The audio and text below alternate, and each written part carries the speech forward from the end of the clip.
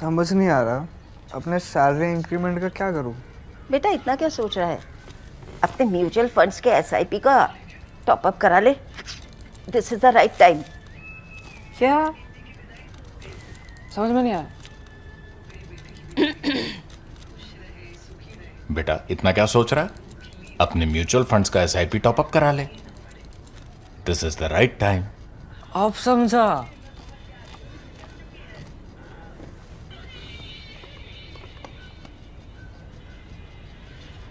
Mutual fund investments are subject to market risks. Read all scheme related documents carefully. This is really very sad and very disappointing and very embarrassing. This is about the massacre of the Sikhs in Delhi. Now, this is not an exhaustive account of what happened because this is an eyewitness account. I wasn't there everywhere. Books have been written about this. Films have been made about this.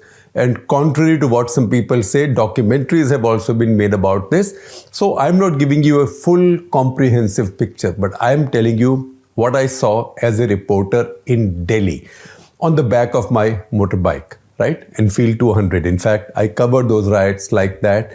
That was 1984. I didn't own a car yet. 1984, October 31, November 1, and then onward. So that's the account I'm going to give you. It's a story that I might describe with some justification as probably the saddest event in independent India's history, because it's not as if massacres haven't taken place elsewhere. Our country is no stranger to tragedies, avoidable tragedies. The reason I picked this one out as the worst of those massacres and tragedies in India's history after the partition riots, is that it happened in Delhi, in the capital. All of what happened, all of what I saw happened in like a mile, maybe 1.5, 2 kilometer radius from the Rashtrapati Bhavan, which represents the glory of the Republic. So if the Indian state, mighty Indian state, our country's state, failed to protect its citizen so close to where it resides, it has to be the greatest tragedy in independent India's history. How did we cover it? And what is it that we saw? The fact is, the assassination of Indira Gandhi caught me on the wrongest foot possible in transit from New York to Delhi. I was returning from a 6-week fellowship of the American Society of Newspaper Editors, ASNE, in the New York Times newsroom at New York, and with its Washington bureau. This was 1984. I had suitcases laden with the usual gifts and goodies that you brought along from your first visit overseas those days: clothes, minor gadgets, shoes, books, and toys for my 3-year-old. I had just that one child yet. Desperately homesick, I climbed down from the Air India Jumbo to see ground staff go through their motions as if in mourning. Indira Gandhi, one of them, a Sikh. This ground staff officer was a Sikh Air India officer. One of them, a Sikh, said Indira Gandhi had been assassinated by her bodyguards and riots had broken out in the city. That, he said, explained the dark columns of smoke you could see in the distance, even from the airport. Still, one couldn't be prepared for what unfolded on the ride home. Then, in New Delhi's southernmost middle-class ghetto, Saket. That's where I used to live. There were mobs on the way, actually not mobs, just small gangs with iron rods, swords. They were like wolf packs on the prowl, attacking shops, homes, and burning whatever they could, whatever they found. Another few hours and all of Delhi was like a battlefield, with burning fires, screaming people in conquest or in agony. So attackers in conquest and the victims in agony. Or correction, it wasn't a battlefield. I correct myself. It wasn't a battlefield. It was, or at least in several places, like a city that had just been conquered by some awful hordes in medieval times. Within 12 hours of Indira Gandhi's death, the story of her assassination by her 2 bodyguards had been overtaken by the reprisals against the Sikhs in Delhi. If one could see this on a 40-minute drive from the airport to home in 1984 so clearly, what excuse could the government or the police ever have of having been taken by surprise by the rioting or the intensity of its spread? Since this is one of the better covered and researched communal killings in the country, I am avoiding saying riots, communal killings in the country, in India's independent history, the finest coverage, in fact, was in the Indian Express and its sister Hindi Delhi Jansabta. I wasn't there then, so I'm not trying to take credit for this myself. It was long before I rejoined the Express. At this point, I was with India Today. Let me not waste your time, therefore, trying to recapitulate all that happened. In any case, so much was happening simultaneously in so many parts of the city and elsewhere in the country, Kanpur notably, that any reporter, even one riding in Nifty and Field 200, could cover only that much of it. But there are scenes and stories you cannot forget, and the future generations must not be allowed to forget, because it is precisely due to our culture of evasion when it comes to our own collective crimes that as a nation and a society, we are not able to apply closure to our most tragic turning points in history. You want to know if the Congress, at least at the local levels, was involved? I will repeat some stories I documented then. The answer, of course, is yes, the Congress was involved at many levels. I will repeat some stories I documented then. I witnessed a scene created by a local Congress leader, Dharamdas Shastri. In 1993, by the way, the Jain Agrawal Inquiry Committee recommended registering a case against him.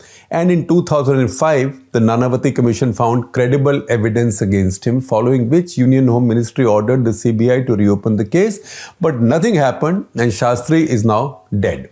He was there at Karol police station as he protested. I found him at the Karol police station as he protested against the arrest of congressmen caught with property looted from Sikh shops and homes.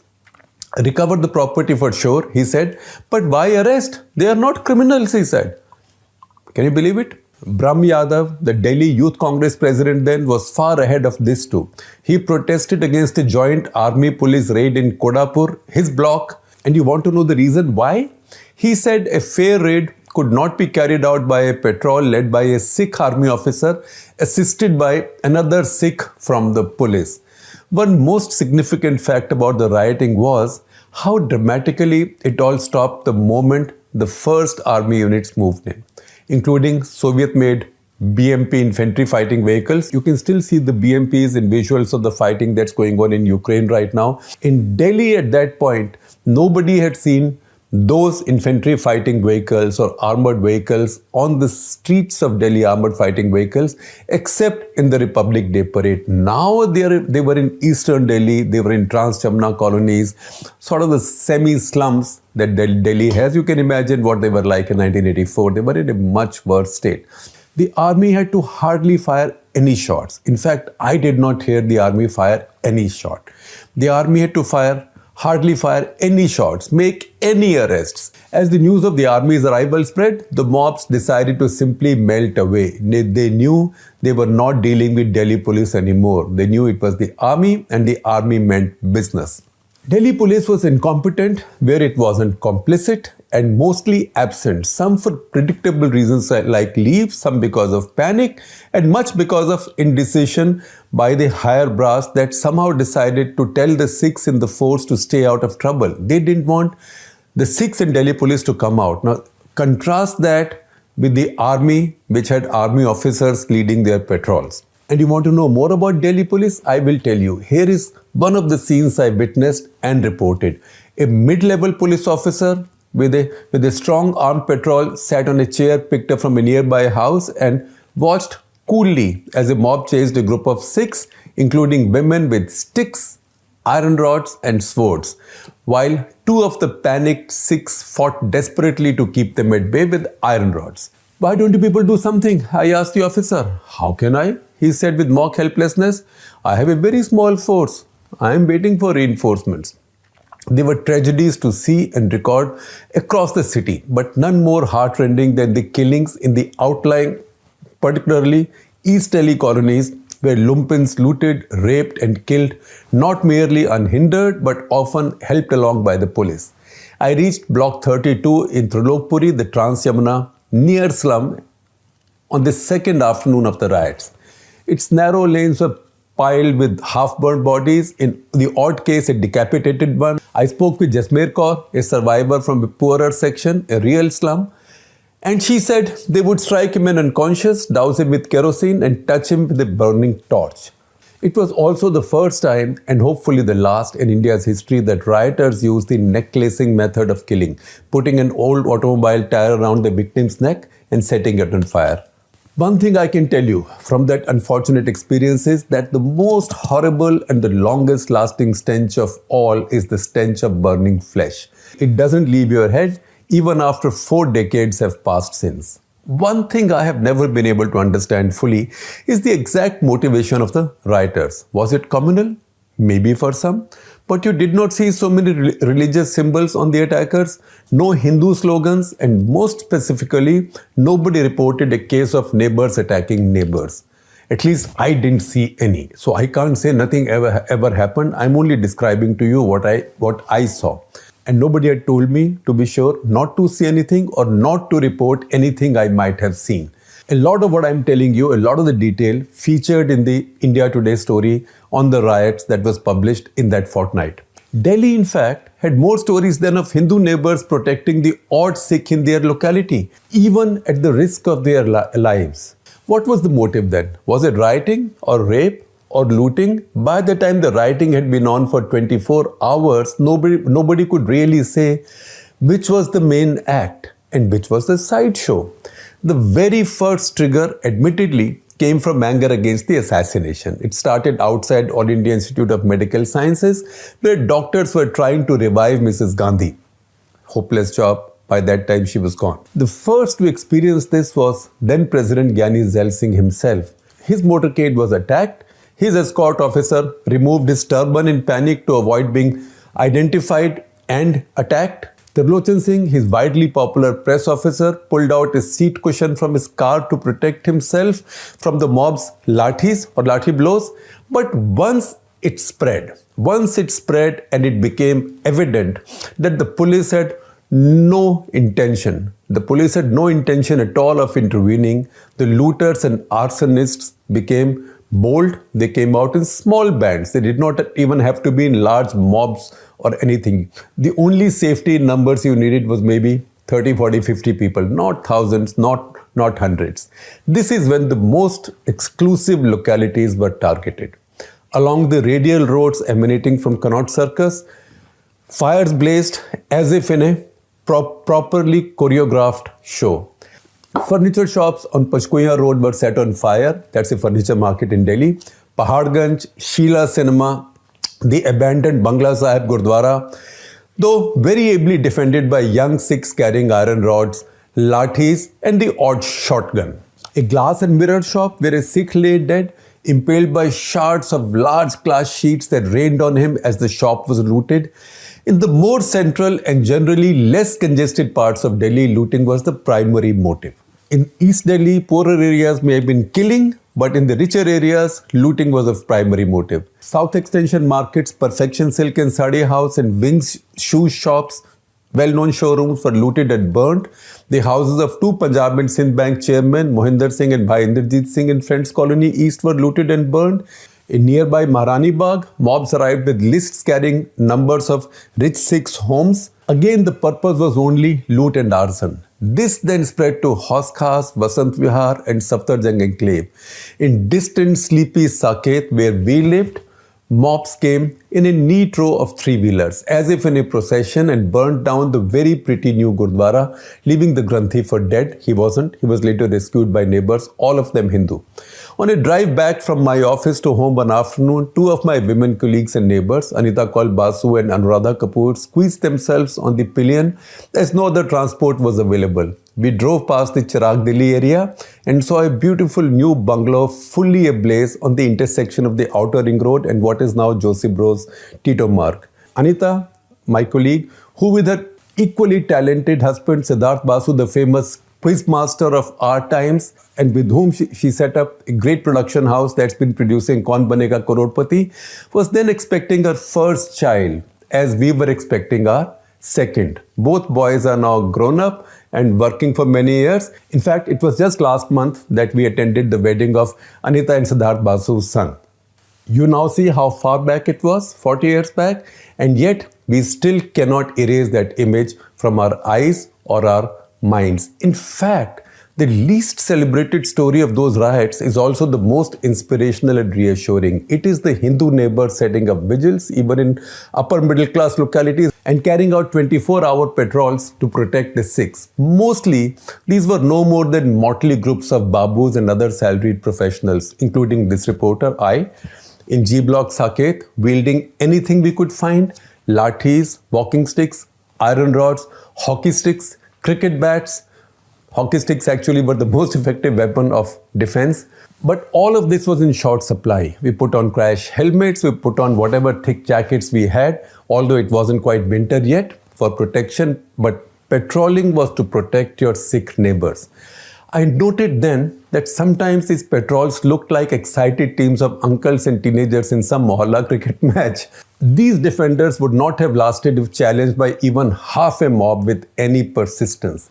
But the fact that these were never challenged, these patrols were never challenged. The mobs saw you, or mobs such as the mobs were small bands of motley bands of thugs. They saw you and they went away. They went away and then disappeared. They never came back to colonies which had these vigilantes patrolling to protect themselves. This tells you the real story of the 1984 killings. It wasn't a communal riot in the classical sense. There was no mass upsurge, no widespread frenzy. It was just 3 days out for the looters, rapists, killers and lumpen, given a furlough by the police and the local government, and of course by the Congress party then. 1/5 of the 30,000 strong Delhi police then was Sikh, but it was not to be seen. Of its SHOs, station house officers, or those heading police stations, 13 out of 66 and 4 out of its assistant commissioners of police were Sikh. Many of them were told to stay at home or stay in the headquarters. They bitterly complained to us reporters that they were being treated like outcasts, not wanted by the brass, though they were willing to work even as they worried about their own families. But they were kept out, quarantined. The most striking stories of police incompetence and casual complicity was brought out by Rahul Bedi and Joseph Maliakan of the Indian Express. In an inquiry later, they accused then additional commissioners Nikhil Kumar, S.C. Jatav and DCP Sevadas of negligence. Nikhil Kumar, who later became an MP and governor, was reported to have pleaded that he was on leave and merely visiting the headquarters, so was no more than a guest artist. Nikhil denied this later, but the larger belief still remains that Delhi police failed the uniform. And until today, nobody senior enough has been called to account. And then you say, why there is no closure on India's tragedies ever? That I do not follow the correct chronology and put the riots ahead of the assassination. Indira Gandhi's assassination is a deliberate editorial call and not merely an admission of the fact that I was late on the assassination story. Everybody was, because as I had said earlier, riots had overtaken everything else, even the assassination. In fact, even as the funeral procession made its way past New Delhi to the banks of the Jamna, rioting still raged. But as after Operation Blue Star, Roli Books again brought out a book, Assassination and After, in which again I have a contributory chapter titled Clause of Conspiracy. While Rahul Bedi wrote on the riots, Arun Shauri on militants, and Pranoy Roy, who made his mark as a psephologist globally by calling the 1984 elections that followed the assassination and the killings, right, bullseye, wrote about them. So all of us contributed chapters to that book. If you can find it, it's titled Assassination and After, published by Roli. The conspiracy was later fully unraveled, accused put to trial and convicted, so there isn't much left to tell you now. But I cannot forget the visit to Agwan Khurd, near the border enclave of Dera Baba Nanak in district Gurdaspur, where Satwant Singh, the younger of the two assassins, hailed from. I remember his mother Pyaro protesting her son could never do such a thing. That he was such a Congress loyalist that even as a child he only played with Congress flags, etc. She even pleaded that they were not a family of traditional Sikhs, that they believed in the Babaji of Radha Swami Satsang at Byas, not far away from their village, not so far away, and further that Satwant Singh had visited the ashram thrice, Babaji's ashram thrice, to be baptized as a Radha Swami instead. I could see a mother's desperation, and no mother would ever believe anything else but that her child was never capable of committing murder, and least of all of the woman he protected. But that year of madness had made too many simple, sane people do crazy, unexpected things. This election campaign that followed the assassination was marked by a one-sided intensity, not much different from Narendra Modi's in 2014. But I dare say, while it had the optimism of Rajiv Gandhi's youth and his promise of the 21st century and his sympathy for his mother's assassination, it had stronger negative and even communal overtones than any seen until 2014. One slogan was, Rajiv Gandhi ka ऐलान नहीं बनेगा Khalistan. The advertisement campaign, designed by Rediffusion, the agency then invoked iron rods and daggers, etc., and barbed wire fence as far from subtle metaphors for insecurity and paranoia. Nevertheless, Rajiv Gandhi won a majority of 4.5, and my one abiding recollection is his smiling, gentle but devastating declaration of having reduced the opposition to a 10 plus 2 plus 3 system. 10 plus 2 plus 3, 10 for Janata, 2 for Jansangh, which later became BJP, and 3 for Socialist. This is how the tenure system of school-college education was then described. Of course, it took 30 years after that for the BJP, now led by Narendra Modi, to completely turn that wheel of fortune.